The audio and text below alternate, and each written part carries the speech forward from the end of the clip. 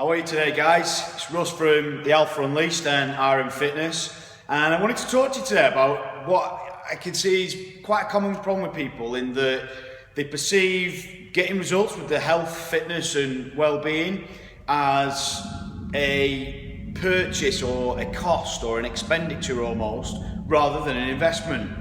And what I wanted to kick the video off with doing was just kind of explaining to you what the differences are. So a cost or expenditure or a purchase is something that you're going to buy something, maybe like a car or a pair of sunglasses or a toy that you might really want, that's kind of not going to appreciate in value. It's kind of there, you've got to justify it to yourself because it's just an expenditure, it's just money going out and it's not going to add in value. When you look on the flip side of the coin, an investment is something that's going to grow in value. So often we look at investments in a financial context. So you might buy a house, okay, and over a period of time that's going to increase in value, we hope. That's going to increase in value, and then that's going to become an asset to you, something that's worth more in 10 years, 15 years, 20 years than it's worth now. Okay, and it's the same with our body.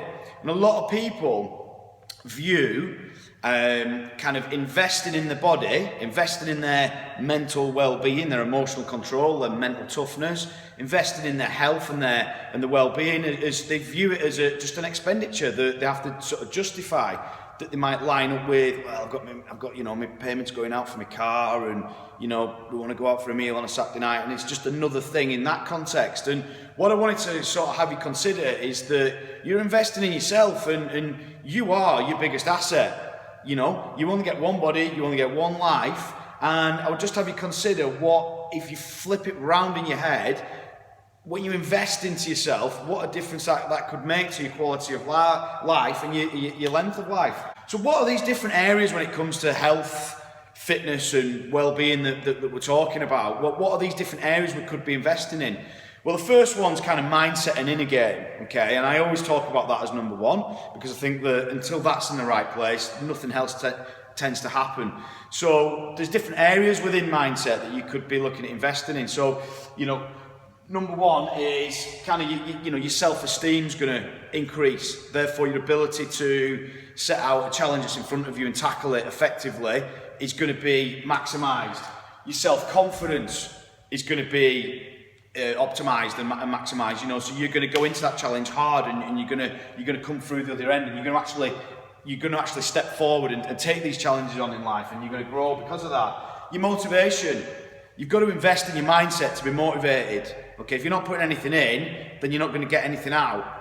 So in order to be one of these people that wants to get up and go and train hard and eat properly and do all these things and look how you want to look, you need to invest to get that motivation. And then the last area that I've highlighted, we could go on forever with mindset, was clarity.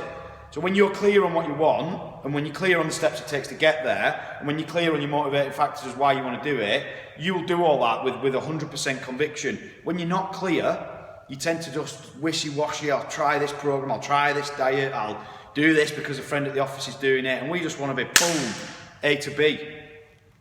The other areas to invest in is obviously your physical fitness and your physical capabilities. So we need to obviously invest in turning our bodies into a machine. We need to invest in our recovery and regeneration. So what's prompted this video today is I've not actually invested today in my kind of physical capabilities in the gym. I'm having a rest day, but I've invested in physio to get a bit of a shoulder niggle addressed that I've been carrying for a few weeks. And then last area where you kind of need to invest is in your knowledge. So do you know what to do? Are you doing bits of research on nutrition, on mindset, on training? So as our knowledge base improves, then our results improve. And then what I wanted to just sort of finish up on is just a compare and contrast. So on the left, I want to look at the cost of investment versus the benefits of investment when we're talking about health, we're talking about bodies, we're talking about mindset. So the cost of investment, obviously there's a time factor, isn't there? So whatever you do, so my challenge to myself is I'm investing every single day in my mind and my body. Okay, there's a time cost. So if I'm doing some journaling exercises that I do every night, I could be watching telly in the time it takes me to do that, for argument's sake. If I'm investing in either training or some kind of recovery or regeneration every day, There's a time cost. I could be spending that time with the kids. I could be spending that time with my missus. I could be spending that time watching telly. Again, there's a time cost. There's a comfort zone and fear cost.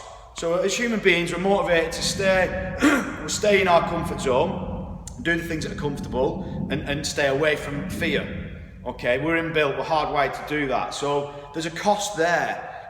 Like we're using the telly as a good analogy. Sitting at home and watching 3 hours of telly is more comfortable than getting up and going and joining your local sort of gym or boot camp or, joining onto a running club or something that you're going to go and train with other people. That's uncomfortable, that's comfortable. Be aware that you're hardwired for this. Financial. So, we sometimes talk about, people do save money sometimes if they're eating a lot of shit. They're drinking a lot of coffees. Like, I'm in the Manchester gym now as I'm filming this, and a lot of the guys in the city centre around here, they spend a lot of money on things like coffee. That can be made up, if you start investing in a fitness programme or investing in eating healthy foods. Yes, they do have a cost to them, but often you're saving that through not going on the piss as much. Things like coffee and convenience foods are expensive. And then there's an opportunity cost. Like I said a bit earlier on, that would be, what's the cost and opportunity of me doing this rather than doing this? So if I'm going to join my local gym and do 3 hours a week in the gym, 3 1-hour sessions, what else could I be doing with that time? So I want you to make you aware that any investment is going to have a cost, and you need to be aware of that, because I think people aren't prepared for that. They expect it to be free or really, really, really cheap, and then they're not investing, because in order to invest, there's got to be some cost to that. Otherwise, you're not investing very much into it. And probably the topic for another video is the level of results that you get is directly correlated with the level of investment that you make.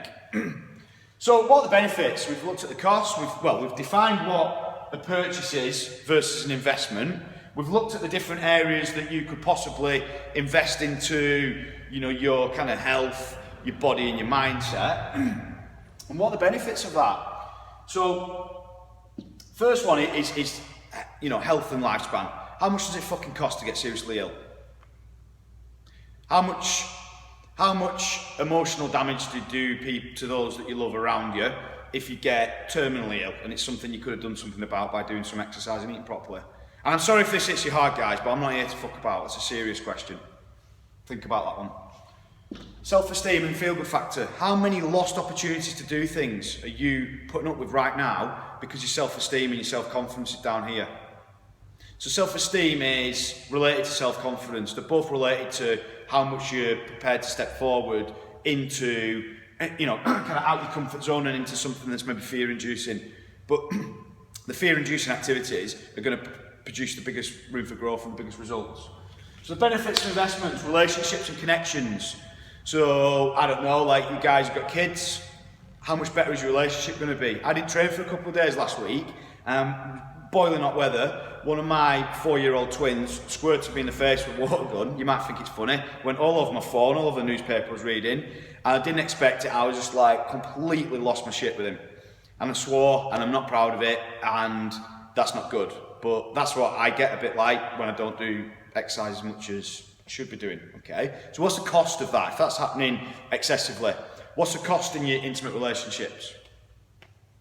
What's the cost there of not investing in yourself?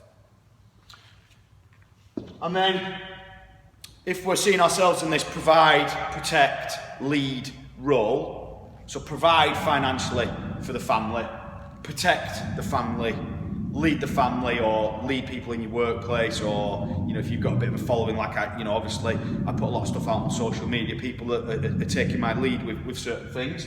So what's, I need to invest in myself in order to serve those people. So I hope that video's helped. Like I said in other videos, guys, drop me an inbox and let me know, okay? I'm happy to have a chat with people, but I just want you to consider, I just want you to leave you this closing thought, and I want you to consider it, is you are your greatest asset.